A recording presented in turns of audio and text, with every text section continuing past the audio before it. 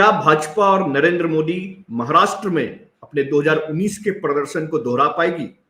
आज के political gossip में हम फोकस करेंगे महाराष्ट्र के 2024 के लोकसभा चुनाव में और सबसे बड़ा सवाल का जवाब ढूंढने की कोशिश करेंगे कि क्या मोदी और बीजेपी, जो पिछले बार शिवसेना के साथ मिलकर 41 सीट जीती थी महाराष्ट्र में, क्या उसे रिपीट कर पाएगी, क्या उसको आगे बढ़ पाएगी?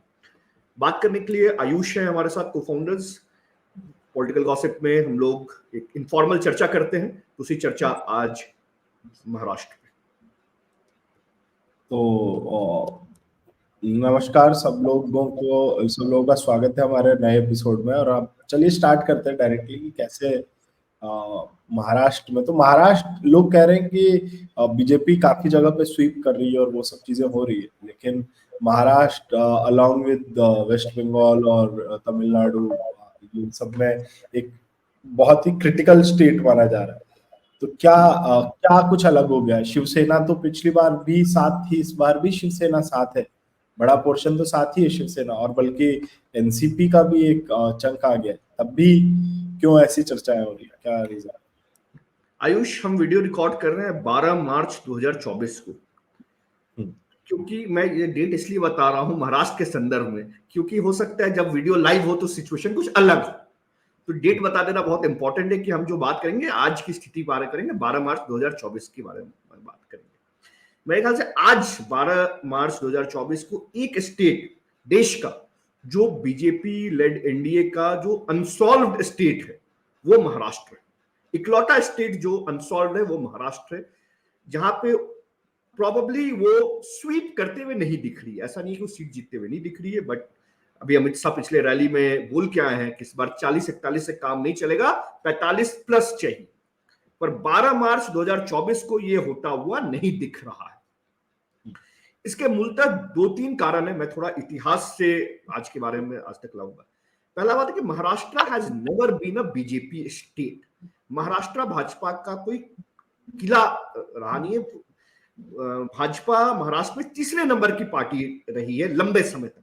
ये कांग्रेस का गढ़ रहा है, फिर सेना का इमरजेंस हुआ और फिर भाजपा आती है। तो ये कोई भाजपा का राज्य है नहीं।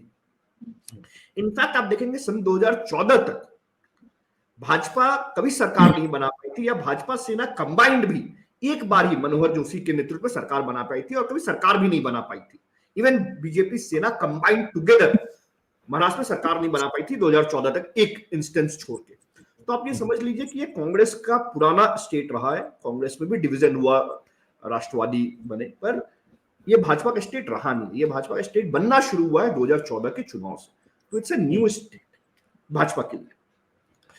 अब न्यू स्टेट में भाजपा बहुत तेजी से इंप्रूव कर रही है, बहुत तेजी से पैर फैला रही है, बहुत तेजी से मजबूत हो रही है। लेकिन भाजपा उतनी मजबूत नहीं है महाराष्ट्र में कि वो अकेले चुनाव जीत सके। ये संभव हो सकता है, पर स्वीप कर ले, 48 में से 45 सीट जीत ले, ये भाजपा की औकात महाराष्ट्र में नहीं है।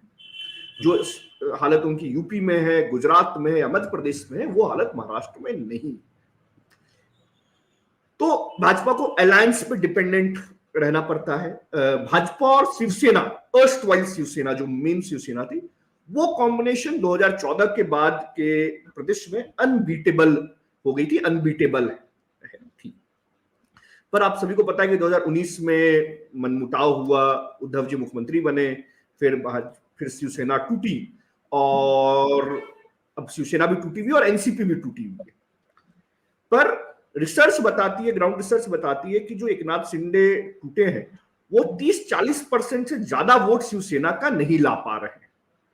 सेम अजित पवार भी मूलतः एनसीपी के 30-40% से ज्यादा वोट नहीं ला पा रहे हैं, क्योंकि सिंपैथी उद्धव के साथ है, सिंपैथी शरद पवार के साथ है। तो ऑल्दो भाजपा ने थोड़ा सा चीजें को इंप्रूव की है, हो सकता है ये इंप्रूवमेंट आज के दिन में 30-32 लोकसभा सीट जीतने की स्थिति में भाजपा को लाके खड़ी करती है। बट जो 40 प्लस 45 प्लस की बात है, वहां पे भाजपा अभी भी नहीं दिख रही है। जिसका कारण ये है क्योंकि भाजपा उतनी मजबूत है नहीं, और जो अलायंस उन्होंने तोड़ा है वो भी उतने धारदार साबित नहीं हुए हैं कि वो भाजपा को बड़ा वोट ट्रांसफर कर पाए। तो मोटे तौर पे ये कारण है जो उस वजह से भाजपा के लिए कि ये अनसॉल्व्ड स्टेट अभी तक लग रही है। अच्छा, ठीक है। तो और तो आप कह रहे हैं कि 30-40, मतलब अगर इसका पॉजिटिव साइड देखें तो 30-40% वोट तो तब भी एकनाथ शिंदे ले आएंगे। मतलब ये कई लोग तो इस चीज को भी नकार रहे हैं कि बहुत कम फर्क पड़ने वाला है, कि एकनाथ शिंदे अपने साथ भले ही एमएलए ले गए लेकिन वोट्स क्योंकि शिवसेना का पूरा उद्धव ठाकरे के साथ में रहेगा तो बहुत कम फर्क पड़ेगा। इस पे आप कैसे देखते हैं? मैं इस पे बहुत, एक महाराष्ट्र की जो राजनीति है थोड़ा हिंदी बेल्ट की राजनीति से थोड़ी अलग है। यहाँ पे हिंदी बेल्ट में पार्टी बेस्ड या कास्ट बेस्ड पॉलिटिक्स ज्यादा होती है। मैं ये नहीं बोलूंगा कि महाराष्ट्र में नहीं होती है, पर यहाँ पे लीडर बेस्ड पॉलिटिक्स ज्यादा है। यहाँ पे लीडर का बहुत महत्व है। बिहार यूपी में लीडर का महत्व नहीं, जाति का महत्व है, पार्टी का महत्व है। वो बोलते हैं ना, मोदी कुत्ता को भी चुनाव खड़ा कर देंगे तो चुनाव जीत जाएंगे। महाराष्ट्र में नहीं, महाराष्ट्र में छत्रप बहुत है। हर एक जिला में बहुत ज्यादा छत्रप है और वो जिला के मुख्यमंत्री टाइप के छत्रप, ठीक है। तो छत्रप होने की वजह से इट्स लीडर ड्रिवन पॉलिटिक्स। तो क्योंकि एकनाथ शिंदे और अजित दादा पवार लीडर्स अपने साथ लेकर आए हैं, तो जो लीडर्स अपने अपने विधानसभा, अपने अपने लोकसभा के जो वोट है, जो उनके फॉलोअर्स, उनको एक बड़े चंक में उनका वोट मिलेगा। हाँ, ये बात सही है कि उद्धव और शरद पवार के साथ सिंपैथी है, एक बड़ा चंक खुश नहीं है, लेकिन मेरे ख्याल से it's not because of Eknath Shinde और Ajit Dada Pawar, it's because of the जो लीडर्स उनके साथ आए हैं और उनकी जो फॉलोइंग है, वो जो अपनी छत्र अपने एरिया में बना के रखे, उस वजह से ये वोट आई थिंक वो जो 30-40% की बात कर रहे हैं वो एनडीए को, बीजेपी को ट्रांसफर करा पाएंगे। ठीक है, तो ये तो अपनी ओवरऑल महाराष्ट्र की और वो बात कर रहे हैं। अगर महाराष्ट्र में थोड़ा सा रीजन वाइज देखें तो वहां पे अगर हम जैसे पहले बात करें नागपुर रीजन की, तो वो तो आरएसएस का गढ़ रहा है, और वहां पे आप कैसे देख रहे हैं कि क्या चीज देखिए, बोलना आसान है, नागपुर आरएसएस का गढ़ रहा है। नागपुर, जो नागपुर का एरिया, उसको विदर्भ बोलते हैं, जहाँ पे किसानों की बहुत ज्यादा आत्महत्याएं होती थी। आप यदि पहले जाएंगे विदर्भ, मराठवाड़ा में, विदर्भ को नागपुर अब नितिन गडकरी के नाम से जाना जाता है और लगता है कि भाजपा की स्ट्रेंथ सीट है। पर यदि आप थोड़ा इतिहास में जाएंगे तो 2014 तक नागपुर कांग्रेस का गढ़ था। आई थिंक भाजपा एक आध बार चुनाव जीती हुई तो जीती होगी, पर वो कांग्रेस 8-9-10 बार से लगातार जीत रही थी। तो अगेन नागपुर नया गढ़ है, कोई पुराना गढ़ नहीं है। दूसरा बात, विदर्भ जो है, वहां पे विदर्भ ऐसा क्षेत्र है जहां पे मेजरली लड़ाई भाजपा वर्सेस कांग्रेस होती है। वहां पे सेना कमजोर है, तो दोनों, सेना कमजोर और एनसीपी भी कमजोर है। तो वहां पे विदर्भ इज वन रीजन जहां पे लड़ाई मेजरली बीजेपी वर्सेस कांग्रेस होती है। और ये हम पूरे देश में देख रहे हैं, जहां पे भी बीजेपी और कांग्रेस की डायरेक्ट फाइट होती है, वहां पे बीजेपी एडवांटेज पोजीशन पर रहती है। तो विदर्भ के तौर पे भी देखें तो मेरे ख्याल से डायरेक्ट फाइट है, और मेरे ख्याल से यहाँ पे अलायंस का बहुत ज्यादा प्रभाव नहीं होगा। BJP will do much better क्योंकि कांग्रेस से फाइट है, और probably BJP will win the majority of the seats in Vidarbha. ठीक है, और फिर दूसरे इनका इधर की बात करें में चलते हैं मराठवाड़ा, जो विदर्भ से सटा हुआ है, जो हैदराबाद से भी सटता है। यहाँ पे मराठवाड़ा नाम ही से आपको थोड़ा लगेगा कि मराठा प्राइड की बात होती है, शिवाजी प्राइड की बात होती है। यहाँ पे एमआईएम का भी वर्चस्व है। मराठवाड़ा का एक सीट जो औरंगाबाद बोलते हैं, वहां पे एमआईएम जीती हुई है। तो थोड़ा हिंदू मुस्लिम्स का भी रहता है, और यहाँ पे सेना का एक मेजर रोल रहता है, शिवसेना का एक मेजर वोट रहता है। तो यहाँ पे शिवसेना दोनों डिवीजन कैसे काम करता है उस पर बहुत डिपेंड करेगा। बहुत क्लियर नहीं है कि एकनाथ शिंदे यहाँ भारी पड़ेंगे या उद्धव ठाकरे भारी पड़ेंगे। बट क्योंकि यहाँ पे मैं जैसे बार बार बोल रहा हूँ कि क्योंकि हैदराबाद से सटा हुआ है, ये एरिया निजाम ऑफ हैदराबाद के एरिया में भी रहा, तो हिंदू मुस्लिम की भी बात होती है, शिवाजी की भी बात होती है।